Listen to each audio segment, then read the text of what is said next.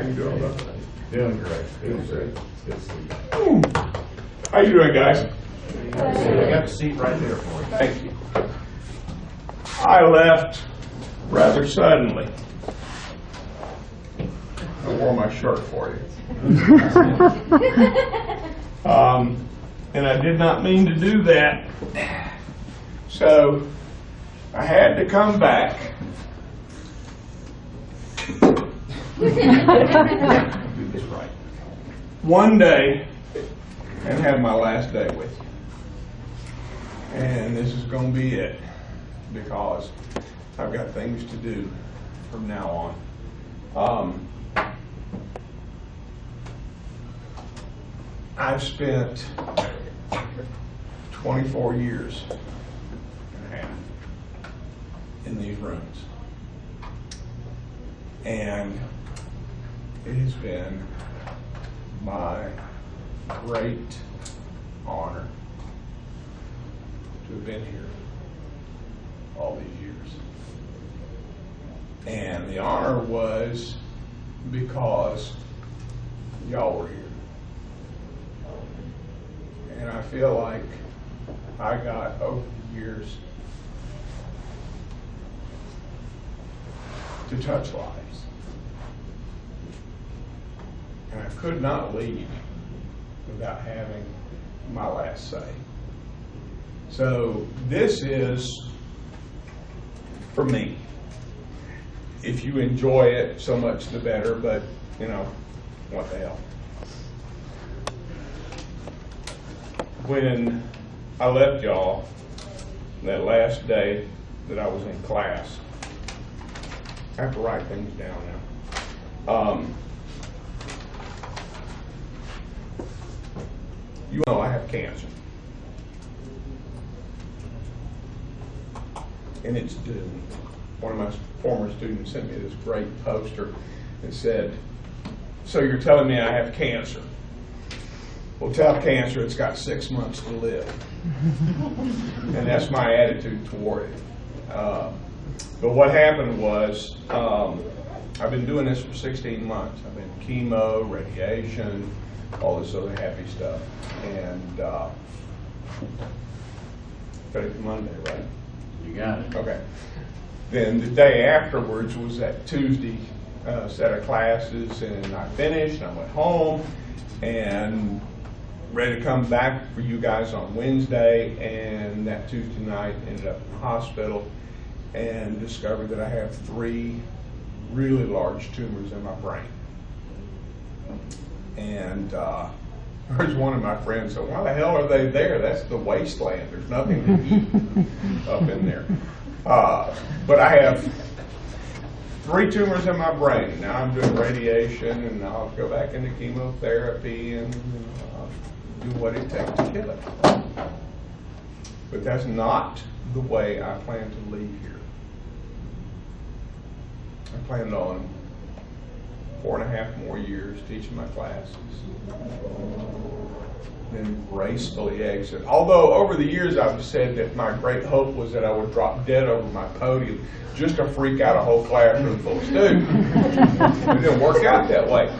But, you know, I thought about it the other night, and I thought, you know, I've been here nearly 25 years, very short of it. And the number of students that have come through this class that I have had the great joy and pleasure of teaching. And you guys are part of that. So I could not leave you without the last something from me. And it's not closure, it's what I want to do. Okay? So, the last 16 months of my life have been centered on the fact that I have stage 4 metastatic cancer. But in those 16 months, I have defeated the cancer that was there in the beginning, including the cancer in my bones. I've got one vertebra that's hollow because of the tumor ate it out. Sternum has a huge hole in it. My left arm has a couple of holes in it, but I beat it. And the reason I beat it was because of the people, and a part of the people who have surrounded me all these years that I never really appreciated as much as I should have. Since this has happened to me, I have discovered a lot about myself and about the people who surround me. I've learned more about my wife, who has been there every minute, taking care of me when I could not take care of myself. I have 3 sons who've had to pick me up, carry me around when I couldn't do it for myself. Never heard a complaint from anybody. I've got friends like Mr. Lane who've been there for me if I need to talk, whatever I need. And you guys are at that age where you are immortal and indestructible. And I was the same way. But as we get older, and he's older than I am, by the way, as we get older, stuff happens to us. But you know what makes the difference when we face things like this? And I'm serious on this question. What makes the difference when you face something like this? Attitude. Beyond attitude. Attitude's a lot of it. I had one doctor sit there and tell me, attitude has nothing to do with it. My brother and I were sitting there in Moffitt Cancer Center when this doctor said that, and my brother's jaw dropped. He said, "You don't know who the hell you're talking to here." Attitude does count, but something that counts even more: the people you surround yourself with. You look around this classroom, you look at one another. Some of you are making friends in this classroom. Some of you are making friends in other classes. And when you're 65, these are the people you're going to be sitting in some old restaurant drinking coffee with and shooting the breeze for 3 or 4 hours in the day. There's nothing more important, guys, than the people you surround yourself with. They will hold you up. They will give you strength. And they will help you. There are a lot of other people that are just out there who are with you. I have to tell this story often because it's true. I did chemo last year for 6 months. And it was some rough stuff, heavy metals. You know, people are poisoning you to kill what's in your body. And I have, you know, the problems that go along with cancer. And I had very bad lymphedema, which is massive swelling of the legs. And after 3 weeks, my doctor told me, he said, you know, you need to go into rehab and get the swelling down, whatever. And then we go in and we sit in a big room, and we're sitting there in our easy chairs, recliners. I got a new one, it's really cool. It's got a beer holder on it.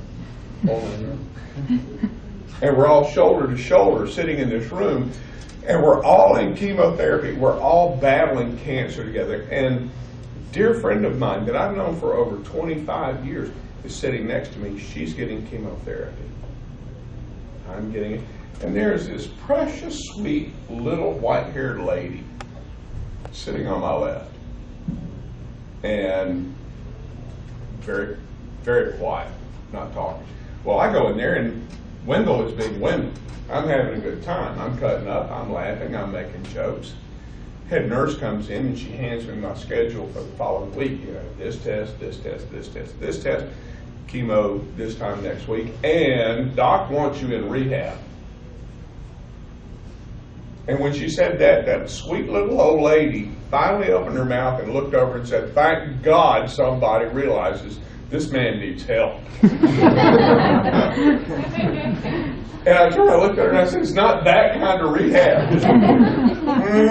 Well, you tell Paris Hilton I said hello. There is great joy to be had no matter what happens to you. There is a peace and a comfort and a just good feeling people no matter what comes to you if you face it the right way.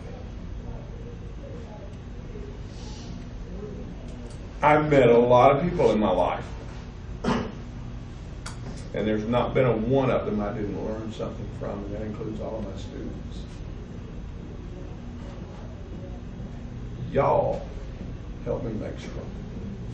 You do. I knew that every semester I could look forward to a new bunch of faces, and that every day would be new. Every day would be different. Every day would be exciting. Every day would be fun. And it's been true all the way. So, this is my last lecture. This is the end of it. Today and tomorrow, and then I'm gone, and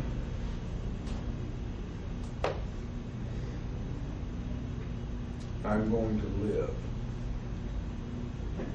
I'm going to enjoy myself. I'm going to do what, from now on, I want to do, because I don't have that boss over there telling me what I have to do. And I'm going to do it because I set my mind to it. But some of the things I want to leave you with. First is the very concept of family. You know, when we think of family, what do you think of? Kids. Hmm? Your kids. Your kids, mommy and daddy, brothers, sisters, you know, aunts, uncles, all that happy stuff. People, you need to understand that family is not determined strictly by biology. It's not a biological imperative. Family are those people who are going to stand next to you no matter what. My brother called me the other day, and he calls me 3 times at least a week, check on me, see how I'm doing. And he said something that I had not thought of, that I thought was very profound the other day. That, and we were talking about what I'm going through now with all the different treatments and all, and he said to me, he said, "You've got to know." He said, "You're not the only one with cancer."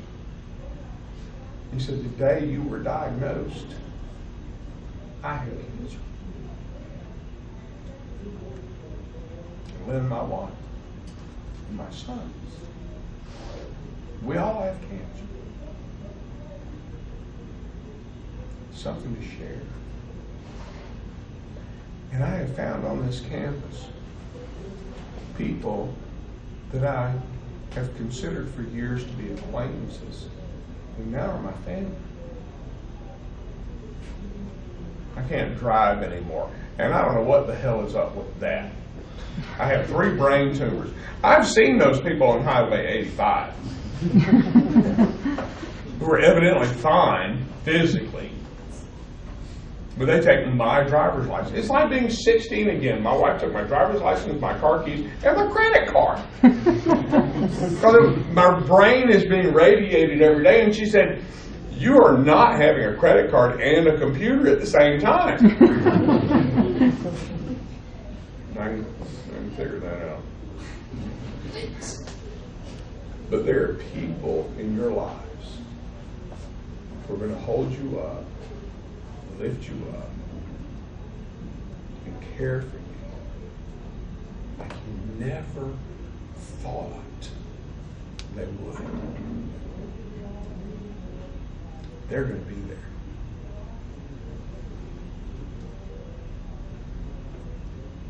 In general stuff,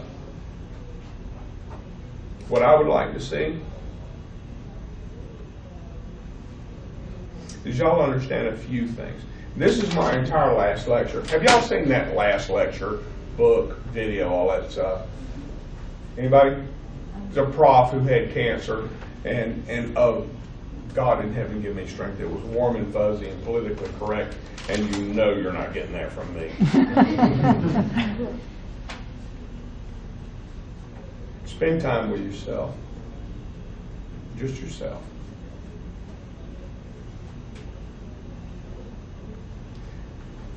Realize that there is not another human being on this planet who can make you happy. Only you can do that. I don't love my wife. I am in love with my wife. This woman is the best friend I've ever had. This is the woman who comes in and hands me my meds twice a day to make sure I don't forget. This is the woman who cleans up after me and takes care of me. This is a woman who throws plates at me occasionally, which I take as proof that the woman loves me. You know, because you don't do that to somebody you dislike. You know, you got to really like somebody to throw a plate at them. And I'm still pretty good at dodging.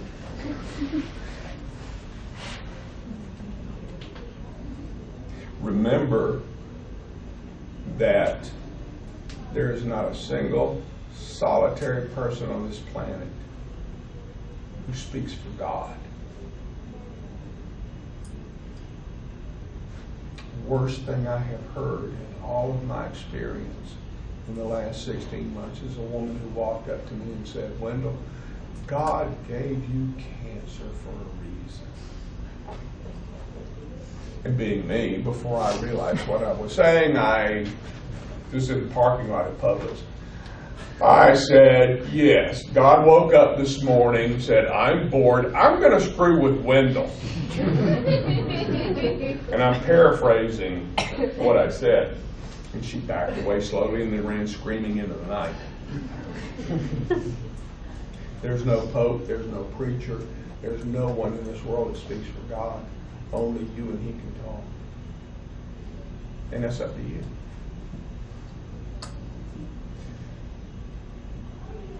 Remember the truth of all professional politicians.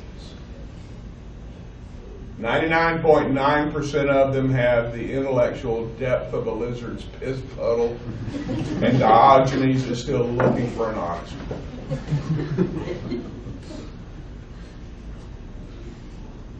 Take 5 minutes and sit in the yard, put your head back and look at the sky. Empty sky, cloudy sky. There's a lot of good stuff out there when you do that.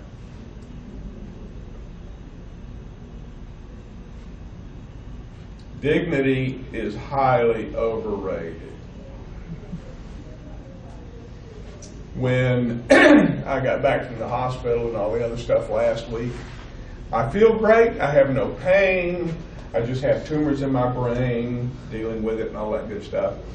But I decided to go in and clean up the kitchen, and I have an iPod. And my iPod is full of good music. You people don't understand this because you didn't grow up in the 60s, where the best music is. I got my iPod on. I was standing there doing dishes and found myself, and you have to understand, you know, anybody ever heard of In-A-Gadda-Da-Vida? who? Longest song ever. The longest drum solo in the universe. I played that and then something else. And then Brick House came on. For those of you familiar with that, that's how I view my wife.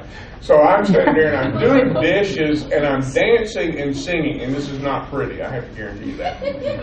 And I turned around to pick up something off the stove and I look behind me and my wife is standing there like this, and my 16-year-old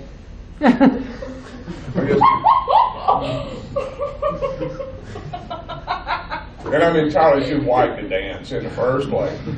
And do that stuff. It's very liberating. Especially when nobody has a video camera around you.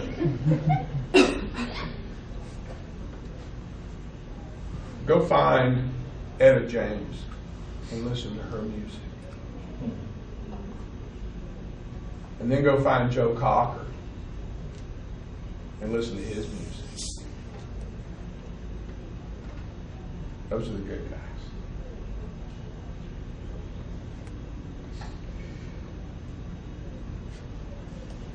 I've never met anyone in my life I didn't learn something from. Good or bad. You know how people can teach you how not to treat other people? Those are good lessons. Take them and use them and go with it.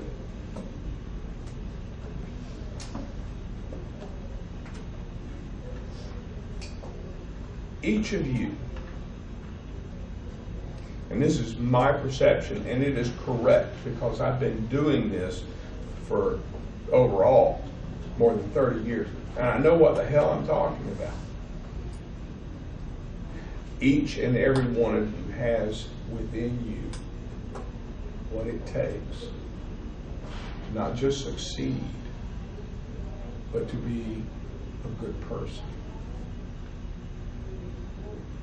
Every one of you. Some of you are not going to do it, and you're going to die and burn in hell. Those are my feelings. But you have the capacity for it. And my last genuine, true feeling on this is whatever life throws in front of you, you can deal with it. You can do it. You can face it. You can conquer it. I've been a generalist in history for a lot of years. I never did specify one field in history. And it's been great because I get to read all the biographies. I get to do anything and everything I want in history, read whatever I want. And there's something that I know for a fact. When you look back in history and you look at the people, the men and the women throughout history who have conquered, who have become great, who have become legendary, who have accomplished so much. You know why they did? What was it that gave them the capacity to do great things? They believed in themselves. What? They believed in themselves. It's past that. They did believe in themselves, which gave them the ability to do what they had to do. But what is it that made every great person truly great? Not the people behind them. The people with them? Not with them. Overcoming obstacles? Overcoming. Overcoming. I am not going to go down in history. I know that. I realize that. But I've done my part. I'm on Facebook. My wife named me. I've got students spread all over this planet. I've got students who have already. I've got one student who programs satellites that are going up in space. This is a kid, I tell the story, when he was in the 10th grade. He was at the collegiate high school. And we were doing a program back then where everybody did an individual project and then gave a presentation at the end of the 6 weeks. And I'm walking around and I walk up to this young man, and I'm going to tell his name, Ben Corbett. I walked up to Ben and I said, "What are you doing?" And he turned around, this is a 10th grader, turned around and looked right in my face and said, "Mr. Griffith, you wouldn't understand." So I said, give me a shot, bud, you know. And so he starts talking about this project he's doing on dark matter, which I've never heard of. And he got done, and I said, you're right, I have no idea what the hell you're talking about, but go for it, kid, you know. I've got a lot of young men who have told me that I joined the Marine Corps because of you. And that's one of the finest compliments I've ever had. Because I love me my Marine Corps. They're in Afghanistan. They're in Iraq, putting their lives on the line. So you can sit in this classroom. So I can stand in this classroom. You owe them a lot. I have had, and shall continue to have, a great life. Because I am going to stand my ground, and I may get hit by a bus, but I'll be damned if I'm dying of cancer. I will not have it. But I'm going to stand my ground. You can do the same. All you have to do is put the will to it. So each of you has whatever it takes to do whatever it takes to overcome. And I'm going to tell you this.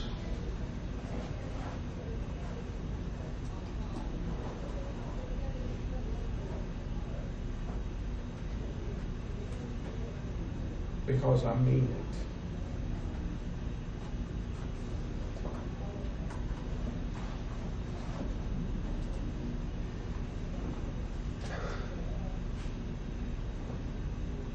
It would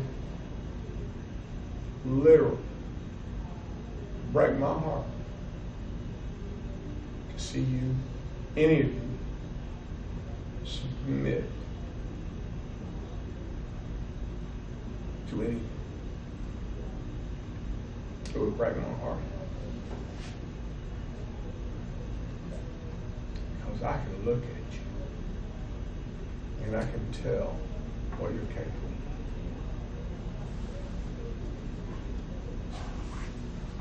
So in the end, the last lecture ends with very simple rules.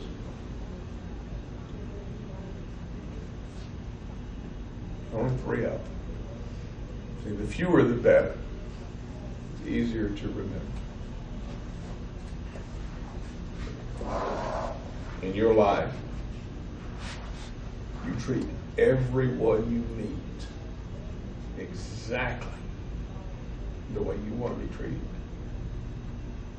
I don't care how you rewrite the golden rule, it's golden for a reason. And it is true. Second, love fiercely. It's just 2 words, but it means a lot. Love fiercely. And third, last, do your own damn thinking. Don't let anybody else do it for you. Because you can do it. I thank y'all for taking my class, which is now Mr. Lane's class. I had no intention of leaving. But I have to go on now. And I have to fight the fight that's put before me. And I'm going to fight it on my 2 feet, and I'm going to win. Because I refuse to submit. And you should do the same. No matter what. Life's good. I've had a damn good time. I'm going to continue to do so. I told the doctors when they told me 3 weeks ago, you've got 6 months, maybe 9. And I'll accept your diagnosis, but I do not accept your prognosis. And that's all there is to it. I decide. I'm like W. I'm the decider. It's up to me whether I live or die. It's up to you whether you live or not. And now I'm happy. And I thank y'all. I've told other classes this before. Because of the way I feel about my classes and my students. Y'all help save my life. And so if you don't get anything else out of it, you help save my life. You and every one of my students who's come before you. And I cannot thank you enough for it. So, go forth and conquer. Have a great life. Do well. Make lots of money. I need my Social Security benefits, okay? And that's all I have to say. Thank you.